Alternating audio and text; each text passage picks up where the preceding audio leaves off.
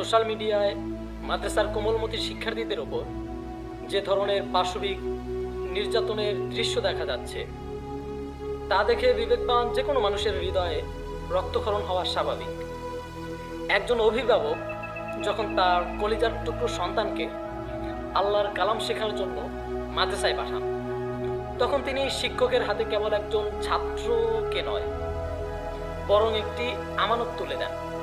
কিন্তু সেই আমানতের সাথে যখন জানোয়ারের মতো আচরণ করা হয়, তখন প্রশ্ন জাগে, আপনারা কোন কিতাব পড়ে এই শিক্ষা পেয়েছেন?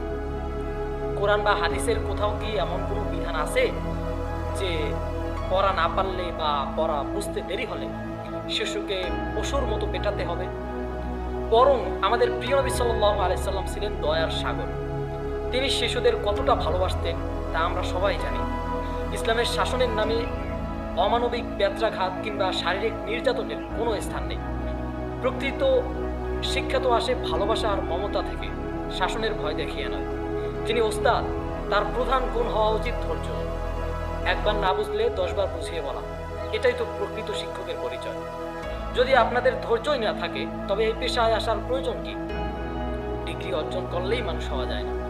যদি অন্তরে মানবতা না থাকে তবে সেই ডিগ্রির কোনো মূল্য নেই। একজন ছাত্র তার মা বাবা ঘর বাড়ি ছেড়ে মাদ্রাসায় থাকে, ঠিকমতো খাওয়া দাওয়া বা স্বাধীনতার স্বাদ পায় না। এত কষ্টের পর যখন শিক্ষকের কাছে সে কেবল মারধর পায়, তখন তার মানসিক অবস্থা কি হয় তা কি একবারও ভেবে দেখেছেন? আমরা ইসলামের ইতিহাসে দেখেছি আল্লাহর ওলিরা তাদের ছাত্রদের নিজের সন্তানের মতো লালন পালন করতেন। তারা শাসন করতেন পিতার মতো আর শিক্ষা দিতেন বন্ধুর মতো। অথচ বর্তমানে কিছু নামধারী শিক্ষক শাসনের নামে যে খাসলত দেখাচ্ছেন তা কোনো সভ্য মানুষের কাজ হতে পারে না। শিক্ষার নামে এই আরোজকতা বন্ধ হওয়া জরুরি। যারা শিশুদের ওপর এমন নির্যাতন চালায় তাদের কঠোর আইনি আওতায় আনা উচিত। মাদ্রাসা কোনো জেলখানা নয় এবং শিক্ষকরা কোনো জল্লাদ নয়। যারা এই পবিত্র আঙ্গিনাকে কলঙ্কিত করছে তাদের এখনই সতর্ক হওয়া প্রয়োজন। সময় থাকতে পশুর মতো আচরণ ত্যাগ করুন। মনে রাখবেন, আজ যে শিশুটির ওপর আপনি জুলুম করছেন, কাল হাসরের ময়দানে তার বিচার আল্লাহ করবেন। দিনী শিক্ষার পরিবেশকে ভালোবাসার চাদরে ঢেকে দিন।